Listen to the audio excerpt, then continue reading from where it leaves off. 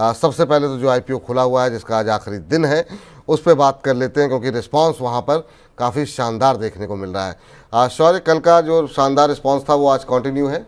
जी बिल्कुल, आईपीओ बाजार में रिकवरी होते हुए नजर आ रही है और इन्वायरो इन्फ्रास रिकवरी को लीड करता हुआ नजर आ रहा है, क्योंकि अब आईपीओ टोटल 39 टाइम्स ज़्यादा सब्सक्राइब हो गए, एग्जैक्टली हो गए 39.52, और सभी कैटेगरीज का अच्छा खासा सब्सक्रिप्शन देखने को मिल रहा है। एम्प्लॉय 29 टाइम्स, रिटेल कोटा 18 गुना, हाई नेटवर्थ इंडिविजुअल 111 गुना और क्वालिफाइड बायर्स भी 22 गुना से ज़्यादा सब्सक्राइब कर चुके हैं।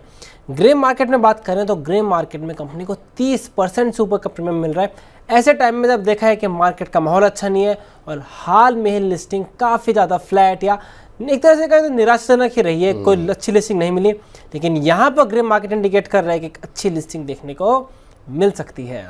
अच्छी लिस्टिंग देखने को मिल सकती है। 39 गुने से ज़्यादा का जो है सब्सक्राइब हो चुका है अब तक का जो आंकड़ा आप देख रहे हैं। रिटेल हिस्से में तो काफ़ी शानदार रिस्पांस, 18 साढ़े 18 गुना जो है वो सब्सक्राइब हो चुका है। तो ये जो है एम्प्लॉय का जो कोटा है वो 29 गुना जो है सब्सक्राइब हो गया है। तो शानदार रिस्पांस देखने को मिल रहा है। रिलायंस सिक्योरिटीज़ कह रही है सब्सक्राइब करें, चॉइस ब्रोकिंग कह रही है सब्सक्राइब करें, SMIFS की तरफ से भी सब्सक्राइब करने की सलाह है। लेकिन दो ब्रोकरेज हाउस ऐसे हैं, स्वास्थ्य का इन्वेस्टमार्ट और आनंद राठी रिसर्च, इन दो का कहना ये है कि लंबी अवधि के लिए लगाइए, छोटी अवधि के लिए या लिस्टिंग गेन के लिए यहाँ पर पैसे नहीं लगाने चाहिए। ग्रे मार्केट प्रीमियम कितना बताया आपने? जी, ग्रे मार्केट में 30% के ऊपर प्रीमियम चल रहा है। एग्जैक्ट अगर हम प्राइस की बात करें तो 48 रुपीज़ का ग्रे मार्केट में प्रीमियम है और प्राइस बैंड है 148। एग्जैक्टली परसेंट टर्म में देखें तो 32% का प्रीमियम मिल रहा है यहाँ पे अभी इसमें। चलिए, तो लंबे समय बाद मैम 30% से ऊपर का grey market premium enviro infra engineers पर मिलता हुआ दिखाई दे रहा है। क्या उम्मीद करें, किस तरह की लिस्टिंग की उम्मीद की जा सकती है? क्या उम्मीद करें लंबे समय बाद आईपीओ बाजार में भी बाहर लौटती हुई दिखाई देगी? विपुल जी, आपको जान के आश्चर्य होगा कि एम सिक्योरिटीज मर्चेंट बैंकर है इस आईपीओ के, तो ये आईपीओ हम ही लोग लेके आए। बहुत बहुत धन्यवाद, अच्छा रिस्पॉन्स मिल रहा है। माफ कीजिए, मैं आपको पहले बताना भूल गई कि हम लोग मर्चेंट बैंकर है, तो मैं इस पर कुछ भी टिप्पणी नहीं करूंगी, बट बहुत खुशी हो रही है मुझे कि आईपीओ को बहुत बढ़िया रिस्पॉन्स मिल रहा है। चलिए, आईपीओ को बहुत बढ़िया रिस्पॉन्स मिल रहा है और कल और परसों हमारे साथ जो एक्सपर्ट रहे हैं उन सब की तरफ से आपको बता दें कि जो है यहाँ पर इस आईपीओ को सब्सक्राइब करने की ही सलाह दी गई है। कुछ लोगों का मानना ये था कि जो लिस्टिंग मिले आपको वो लिस्टिंग लेकर के मुनाफा एक बार के लिए आप बुक कर लीजिए, उसके बाद देखा जाएगा कि क्या रणनीति होनी चाहिए। तो अभी बहुत लंबी अवधि का नज़रिया नहीं होना चाहिए। हालांकि आपको ये भी बता दें कि दो ब्रोकरेज हाउसेस की राय है कि लॉन्ग टर्म के का व्यू के साथ आपको सब्सक्राइब करना चाहिए। लेकिन अभी अगर ग्रे मार्केट में प्रीमियम अगर मिल रहा है, मैम वैसे अगर इसकी बात ना करें, इन्वायरो इंफ्रा को छोड़ दीजिए आप, लेकिन इन जनरल व्यू क्या होना चाहिए जब हम किसी आईपीओ में पैसा लगाते हैं?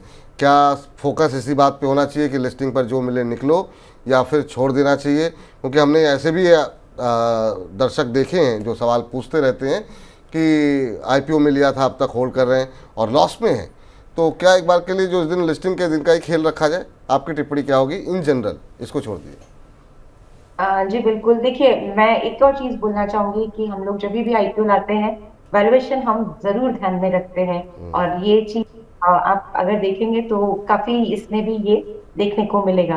अब अगर मैं एक जनरल बात करती हूँ, क्योंकि एनवायरो इंफ्रा सिक्योरिटीज यानी मेरी ही कंपनी की मर्चेंट बैंकिंग टीम से ये आईपीओ आया है, इसलिए मैं टिप्पणी नहीं कर पाऊंगी रेगुलेशंस के मुताबिक। लेकिन एक चीज मैं आपको बोलती हूँ, जब भी आईपीओ आता है हमारे ज्यादातर मैंने देखा है रिटेल कैटेगरी के जो हमारे ट्रेडर्स इन्वेस्टर्स होते हैं वो लिस्टिंग डे का ही पर्सपेक्टिव रखते हैं। तो अगर फंडामेंटली स्ट्रॉन्ग कंपनी आईपीओ आ रहा है और बहुत बढ़िया वैल्यूएशन पे आ रहा है, तो मुझे तो लगता है कि उसमें फिर सिर्फ लिस्टिंग डे का नजरिया ना रखें, लॉन्ग टर्म का भी नजरिया रखें। क्योंकि जनरल टेंडेंसी ये होती है कि बस लिस्टिंग के दिन लिया और निकले, तो लेकिन अच्छा है। और आजकल तो इतने माध्यम हो गए जिससे कि आइडिया लगता है कि ये आईपीओ कैसी वैल्यूएशन पे आ रहा है, और थोड़ी सी अगर हमारे रिटेल इन्वेस्टर्स और ट्रेडर्स थोड़ा सा खुद भी अगर रिसर्च करेंगे तो बहुत जल्दी पता चलता है कि वैल्यूएशन सस्ते हैं कि महंगे हैं। तो जहां पे वैल्यूएशन का कंफर्ट है, कंपनी फंडामेंटली बहुत स्ट्रांग है, प्रमोटर्स बैकग्राउंड अच्छा है, बिजनेस बहुत बढ़िया इंडस्ट्री में है और इंडस्ट्री बहुत आगे भी, टेलविंड बहुत अच्छा है, तो मुझे लगता है वहां पे लॉन्ग टर्म के लिए भी रुकेंगे तो बढ़िया यहाँ पे रिटर्न्स मिलते हुए नजर आएंगे। तो ये एक जनरल व्यू सभी आईपीओ के लिए मेरी तरफ से यही रहेगा कि अगर अच्छे आईपीओ है तो लॉन्ग टर्म के लिए भी निवेशित रहे, वहां पे भी बढ़िया रिटर्न्स मिलते हुए नजर आते हैं। तो ये राय फिलहाल के लिए जो है आईपीओ बाजार को लेकर के इन जनरल व्यू निकल करके आती हुई।